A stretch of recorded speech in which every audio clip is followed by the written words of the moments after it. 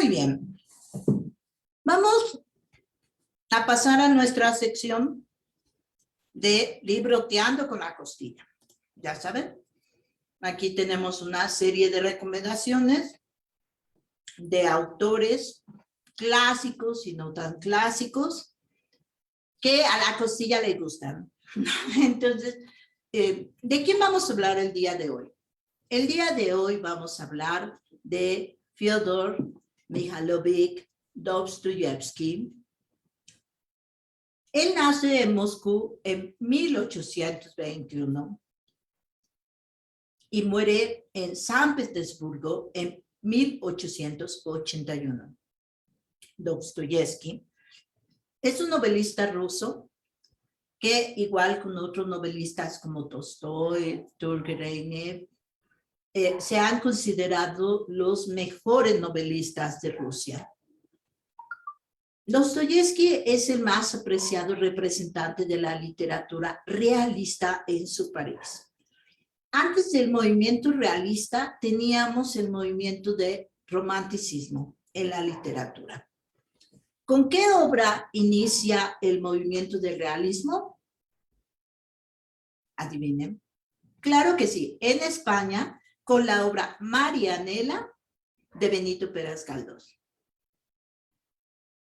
Pero en Rusia, Dostoyevsky es el representante más importante de la literatura realista en su país.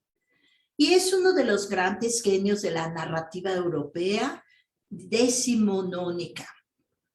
Educado por su padre, un médico de carácter despótico y brutal, encontró protección y cariño en su madre, que murió prematuramente. Al quedar viudo, el padre se entrega al alcohol y envió finalmente a su hijo a una escuela de ingenieros en San Petersburgo, lo que no impidió que el joven Dostoyevsky se apasionara por la literatura y empezara a desarrollar sus cualidades como lo es y como sigue perdurando a través de los siglos, como un gran escritor. A los 18 años, la noticia de la muerte de su padre, torturado y asesinado por un grupo de campesinos, estuvo cerca de hacerle perder la razón. Ese acontecimiento lo marcó como una revelación, ya que sintió ese crimen como suyo, por haber llegado a desearlo inconscientemente muchísimas veces desde que tenía uso de razón. Al terminar sus estudios, tenía 20 años, decidió entonces permanecer en San Petersburgo, donde ganó algún dinero realizando traducciones.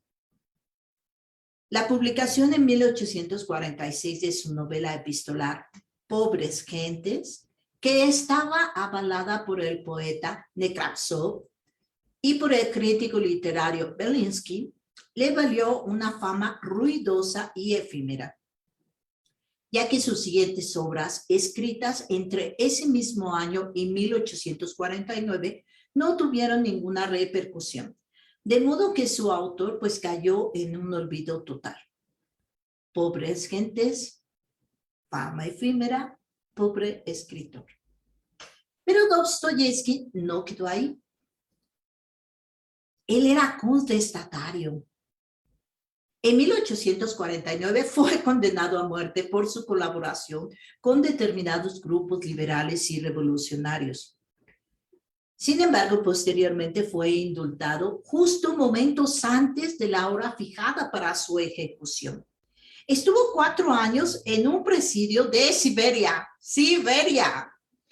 Yo me acuerdo mucho que algún día estaba en algún lugar del mundo y alguien me dijo, es que mi casa queda muy lejos, ¿no? Y yo le dije, lejos Siberia, ¿no? Quedaba a 1 hora y decía que era lejos, ¿no? Experiencia que relataría más adelante en su obra Recuerdos de la Casa de los Muertos.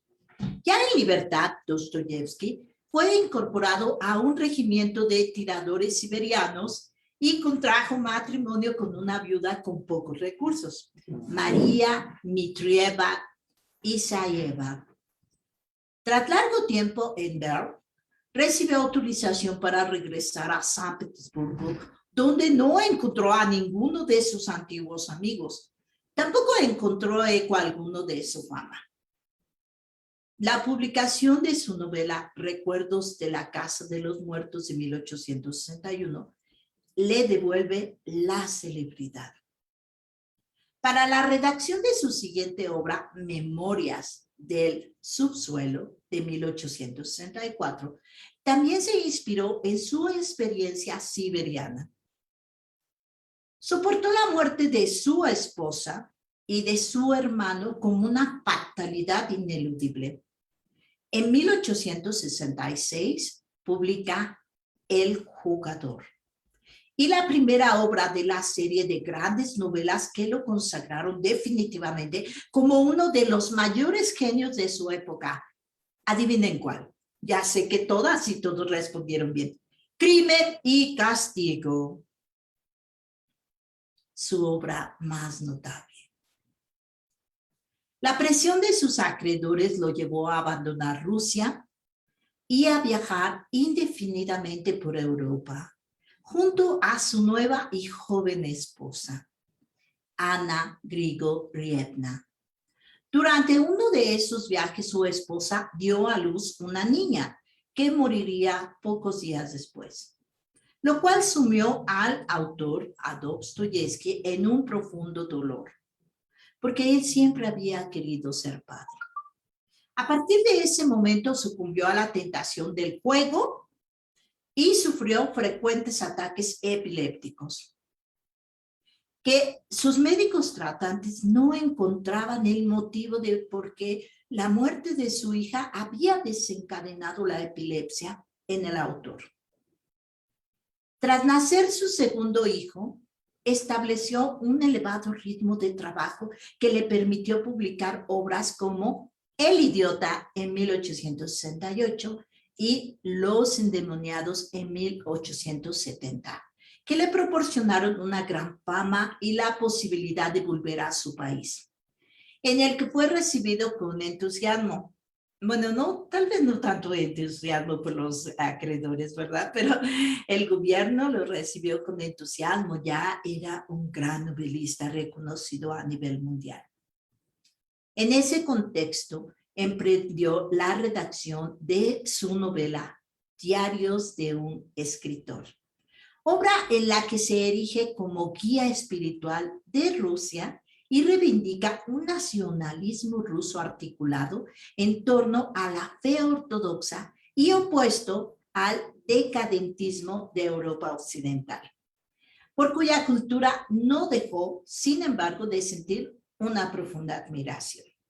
En 1880 apareció lo que el propio escritor consideró su obra maestra, Los Hermanos Karamazov, que condensa los temas más característicos de su literatura: agudos análisis psicológicos, la relación del hombre con Dios, la angustia moral del hombre moderno y las aporías de la libertad humana, máximos representantes, según el tópico, de la novela de ideas.